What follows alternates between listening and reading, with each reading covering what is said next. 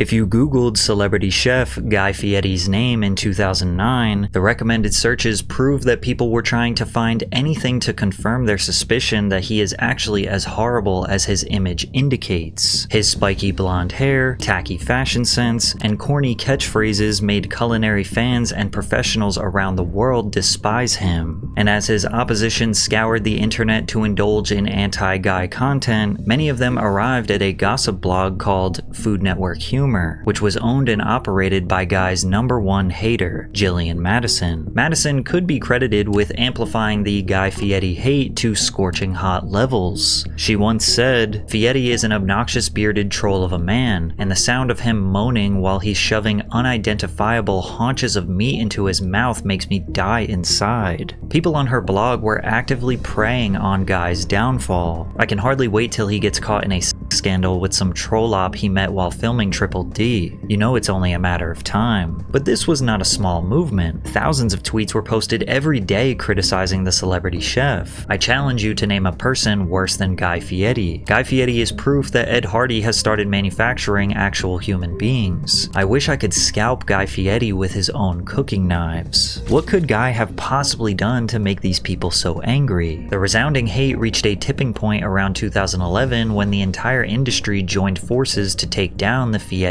empire. Many feel that the overwhelming hatred for Guy was unfair. Then again, there actually are some suspicious allegations that we will take a deeper look at. And while the general public felt that Guy is this obnoxious man-child desperate for attention, he actually never wanted to be on TV in the first place. My buddies were hammering me, "Dude, you gotta see this show. It's called The Next Food Network Star. You gotta be on this." I'm like, "Dude, I don't have to be. I don't wait in line. I don't sign up for things. I don't enter contests." One of my buddies, Mustard, was in town. So Mustard says, "Hey, dude, you gotta turn that tape in for that Food Network thing." I said, nah, not so much. I don't think I'm gonna do it. And no, I'm not kidding you. My friends, it was like an intervention. And they made me do this. Guy didn't see himself as a TV star. He simply wanted to be a chef and restaurant owner. He spent his high school years in France receiving world-class training in classical techniques, pastry arts, and contemporary cuisine. In 1996, he launched his culinary career with the opening of Johnny Garlic's, his first restaurant based in his hometown of Santa Rosa, California. Within 4 years, he opened 2 more locations. He was content with his career, but just to shut his friends up, Guy filmed an unscripted, unedited tape of him preparing what he called the Jackass Sushi Roll and submitted it to the Food Network. Hi, I'm Guy Fieri and welcome to Sonoma County, California, home of true wine country cuisine. Today I'm going to prepare a dish for you, not in fusion, but in confusion. I'm going to do a gorgonzola tofu sausage terrine that will be served over a mildly poached ostrich egg. Now, since we're in the wine country, I'll be serving that on grape nuts and done with a delicious pickled herring mousse right on top. And oh, I know, delicious. It sends shivers up my spine. Even though Guy treated this like a joke, he was a natural in front of the camera, and the casting director at the Food Network could see his potential star power. But when Guy got the call from the Food Network, he didn't believe it. "Is this serious?" She goes, "Yeah." She goes, "There'll be a contract on your door tomorrow morning. We FedExed it." So they get it, and I read it, and I'm like, this is horrible. They want my life.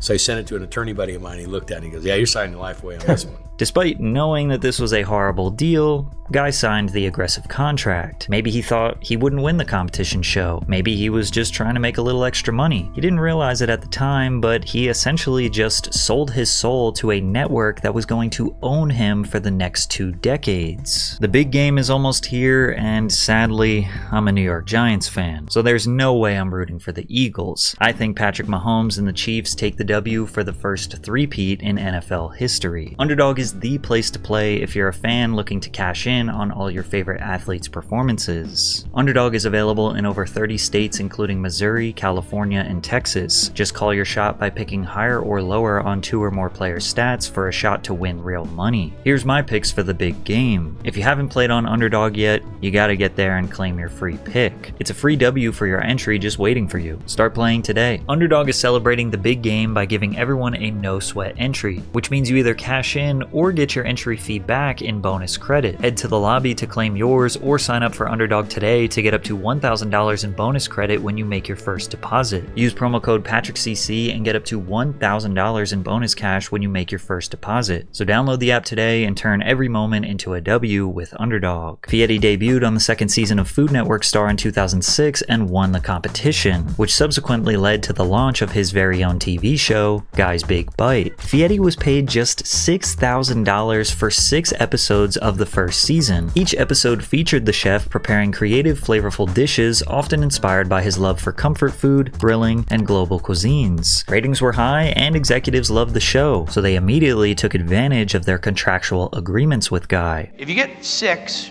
it's okay. That's how I started on Food Network. 6 Guys, Big Bite, that was it. Get 13, that's pretty good. They order up 26, you're gangster. If they order up 52, they own you. I mean, so they have us down for 104. Considering Guy's Big Bite is still releasing new seasons almost 20 years later, it's safe to say the Food Network has him locked in. And the crazy part is, that's not even his most successful show. The Food Network cherished Fieri's contributions so much that they pitched to him another television series, Diners, Drive-Ins, and Dives, which is also referred to as Triple D. The show features a road trip concept that celebrates America's diverse and vibrant food culture by spotlighting small, independently owned eateries across the country. Each episode, Guy visits multiple restaurants within a single city or multiple cities to sample the food that corresponds to the episode's theme. The series is similar in nature to Gordon Ramsay's Kitchen Nightmares. However, while Ramsay helped businesses implement new strategies to combat poor management, subpar food quality, lack of cleanliness, or outdated menus, Fieri acts more like a food critic, looking to celebrate the great food these chefs have created and encourage his millions of viewers to dine in and support the restaurants. Triple D became the Food Network's top-rated show almost immediately. Due to Fieri's growing popularity, the Food Network made Guy a co-host of Ultimate Recipe Showdown. He became a New York Times bestseller with the release of his 2 Diners, Drive-Ins, and Dives books, and became the spokesperson for the national restaurant chain TGI Fridays. He was selling millions of dollars in merchandise like his knuckle sandwich sweatbands and culinary gangsta t-shirts. Guy was absolutely exploding in fame and fortune. He got an unexpected shout out while watching Billy Joel perform at Shea Stadium. Joel was just leaning into Innocent Man when he stopped between verses and squinted into the crowd. "Hey, you're that chef guy from TV. I like you." Pointing at Fieri, he said, "Say hi to my wife. She's a chef too. Just don't get too friendly though." He cooked with the chairman of the PGA and the governor of Mississippi, was named the Grand Marshal of multiple NASCAR events, cooked for the US Navy troops in the Persian Gulf, and he even cooked for the president at the White House. This was an absolute takeover.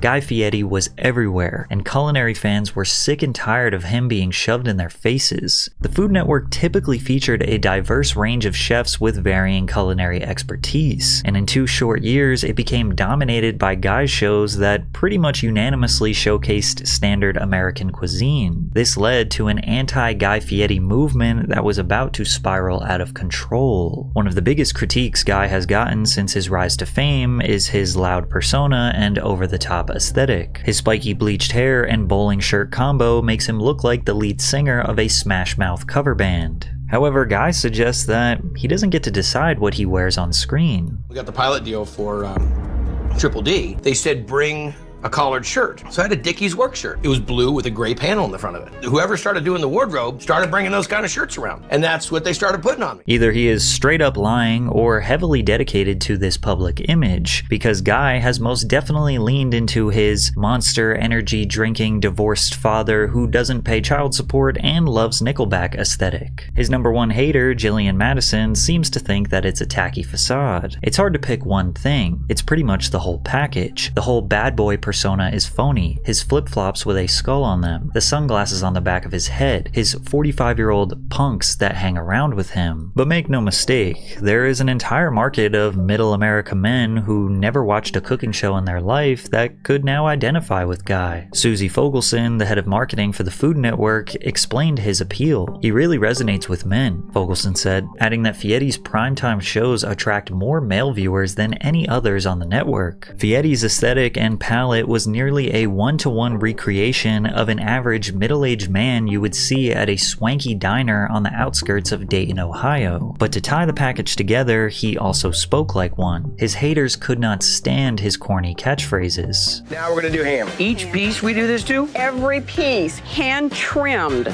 So it's hand-to-ham combat. That puts the shamalama in ding dong.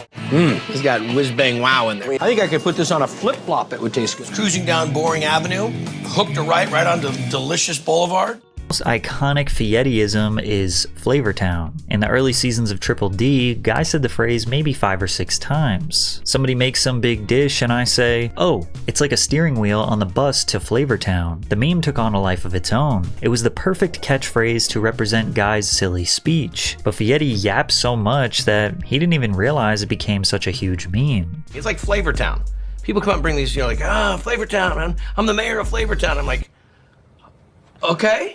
Wow, I didn't even get it at first. I was hearing it, and then Chico, one of our main camera guy on Triple D, he says, Flavortown, you said it in the show. And I said, oh, really? Although catchphrases like holy moly stromboli, this is money, and peace, love, and taco grease seem like nothing more than harmless dad speech, to some it made him appear less qualified and lacking sophistication, as if he doesn't know the proper words to describe the flavors and intricacies in the dish, so he just resorts to a rhyme like, they make a porchetta that you won't forget-a. People ask me that question all the time, like, so do you have someone that writes for you, like that makes up, like when you say something shamalama, that's like the shamalama ding dong, and they're like, where would one come up with something that stupid? And I'm like, I don't try to make them up. I'm eating it and I get in that moment. Saturday Night Live even wrote a 3-minute skit where they shamelessly mocked Guy's image, catchphrases, and credibility. Set Myers, setting fires. Oh, I don't set fires. Oh, it's on like Donkey Kong. Okay. Look, why don't we just get started? All right, good call, meatball. All right. This SNL skit drastically increased the amount of hate Guy would receive, leading to multiple public controversies. It almost seemed like a calculated attack was orchestrated to bring down the mayor of Flavortown. Diners, Drive-Ins, and Dives was produced by Page's Productions, owned and operated by David Page. In early 2011, Page sued the Food Network for breach of contract after the network abruptly canceled orders for 2 seasons of the show. The network countersued and claimed that Page violated his contract by not meeting deadlines, turning in incomplete work, and mistreating staff, sending email messages that said things such as, I hope you can die so I can dance on your effing grave. The lawsuit was settled and Triple D got a new production company. Page was interviewed by the Minnesota Star-Tribune where he blamed Fieri for his dismissal. Guy worked for more than a year to try to get the network to take the show away from me and give it to another production company, where presumably he would be in control. He wanted to be the person making all the decisions, even though the decisions I had been making created a remarkably successful show and had done wonders for his career. Then David did another interview with City Pages describing Fieri as an anti-Semitic, homophobic, lecherous giant tool. Page made shocking allegations about Guy's behavior. Anytime any woman mentioned cream, Guy went to a sexual riff. When cutting the show, you had to tell the editors to watch Guy's eyeline, because it's always on breasts. Fieri also needed protection from homosexuals, or at least advance warning. Early in the show's run, Page got a phone call from Fieri who just walked out of a restaurant in a huff. Guy had decided that the 2 men running the restaurant were life partners. He said, "You can't send me to talk to gay people without warning." In regards to a copyright dispute over work done for the television show that Fieri wanted to use in his books, they were demanding tremendous research from my people and pictures, but they didn't want to pay for it. Guy said to me, it's true. Jews are cheap. To the people that were preying on Guy's downfall for all these years, this is exactly what they're looking for. They knew something was up with him, they knew he was actually a bad person, and this allegation justified that belief. But others felt that Page's allegations seemed like him seeking revenge over a lost lawsuit and losing his job. If David was so concerned and appalled by Guy's behavior, why did he produce the show for years? Why was he trying to renew his contract? Why did he wait until until he got fired to say something. Regardless, the narrative that Guy Fieri was homophobic spread like wildfire, and although he never addressed these allegations, some people changed their mind about them in 2015. After Florida's Supreme Court lifted the state ban on same-sex marriage, celebrity chef Art Smith hosted an event that offered 101 free weddings to same-sex couples, and Guy Fieri officiated all 101 of those weddings. To add fuel to the Fieri fire, one of his other biggest haters, author and chef Anthony Bourdain, took every opportunity he could to troll and criticize Guy. When was the last time you remember just like laughing till you cried, screaming laughing?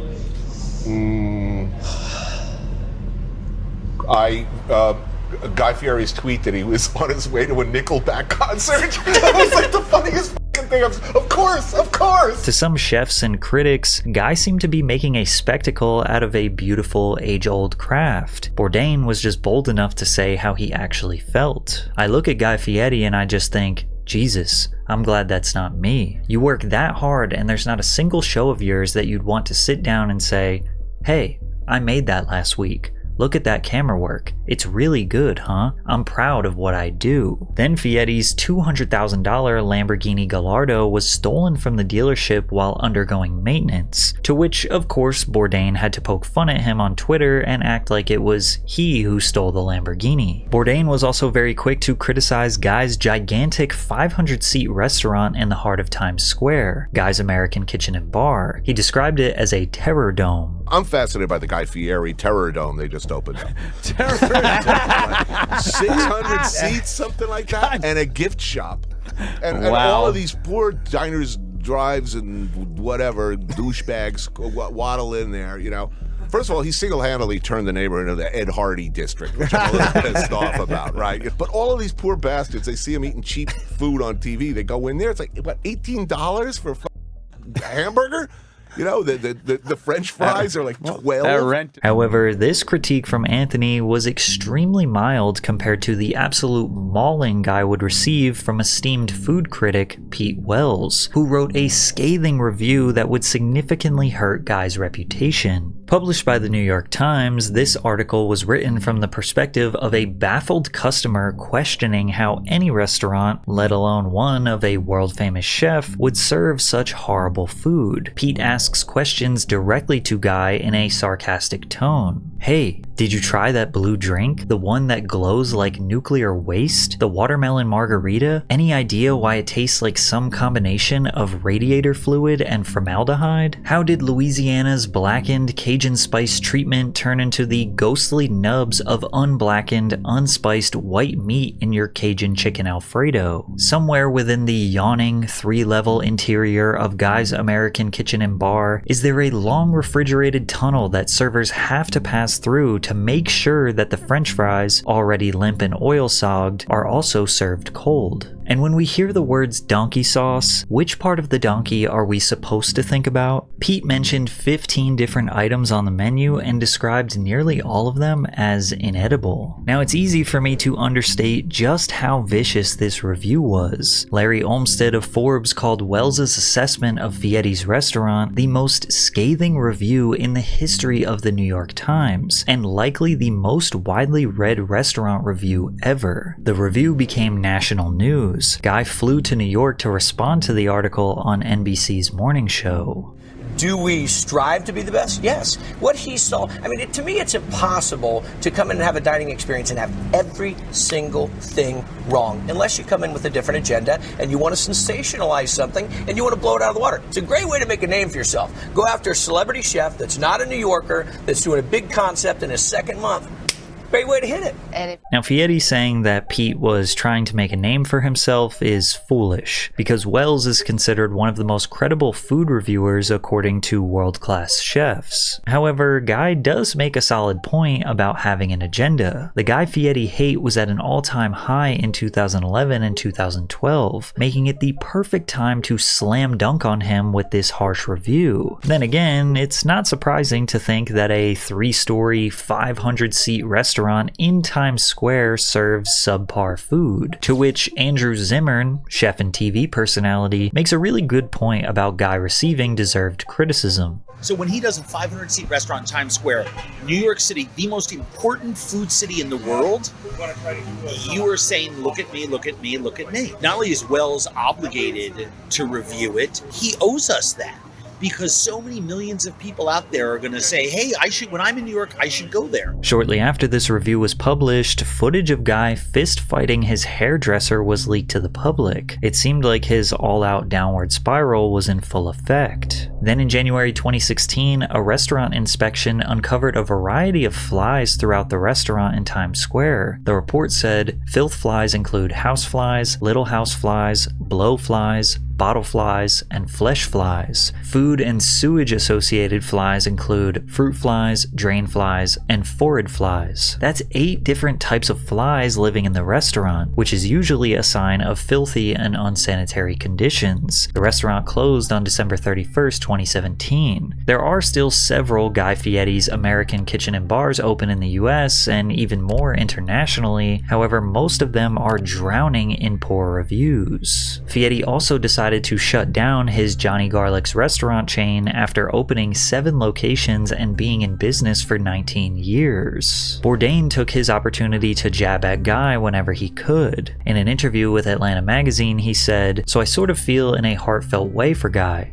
I wonder about him. He's 52 years old and still rolling around in the flame outfit. What does he do? How does Guy Fieri de-douche?" After all these years, Fieri finally gave Bourdain a heated response in a GQ interview. "I don't like him making fun of people, and I don't like him talking shit, and he's never talked shit to my face. I know he's definitely gotta have issues, cause the average person doesn't behave that way." But Guy never changed who he was. He didn't care to appease Michelin star chefs, critics, or internet trolls. He took his failures in stride, kept opening new restaurants, and focused on his friends and family. In 2017, the hate for Guy Fieri seemed to do a full 180, which started after Shane Torres went on Conan O'Brien's show and shifted the public's perception on Guy in a 4-minute stand-up performance. Can someone please explain to me what the hell Guy Fieri ever did to anyone? People shit on that dude all the time. And as far as I can tell, all he ever did was follow his dreams. Goes around the country to small businesses and gives them free advertising on a national platform on a weekly basis. Advertising those small businesses could never afford themselves with his own television show. But because his hair looks like he was electrocuted while drinking Mountain Dew, people act like we need to saw his head off and put it on the internet. Shane then goes on to list off a ton of incredible things Guy has done for the world. He invites Make-A-Wish families to every one of his Food Network show tapings. He started the Cooking with Kids charity that has helped over 20,000 kids learn their way around the kitchen since 2010. In 2017, he cooked meals for 5,000 evacuees per day in a makeshift kitchen during one of California's worst wildfires in history. Guy said to a reporter, "I'm not promoting anything. I'm just here cooking. This is feeding people. People need help, and I'm here to help. That's it." During the 2020 pandemic, he started a Restaurant Employee Relief Fund, a partnership with the National Restaurant Association, which raised $21.5 million to help support more than 43,000 restaurant employees across all 50 states. Through his Guy Fieri Foundation, he is constantly cooking and raising money for veterans, first responders, Little League baseball teams, local businesses, people with cancer, kids who want to attend culinary school. The list of charitable contributions from Guy Fieri is endless, which reminds us that his brand new 3-year, $100 million deal he recently signed with the Food Network will be put to good use. It also reminds us that he's still extremely popular and people love his shows. The people who loved Guy felt that the haters were just so focused on his aesthetic that they assumed he couldn't simply be a good person with a loud personality. And at this point, pretty much everyone agrees that hating on Guy Fieri is just unnecessary. So now we can all relax and enjoy the memes inspired by the mayor of Flavortown.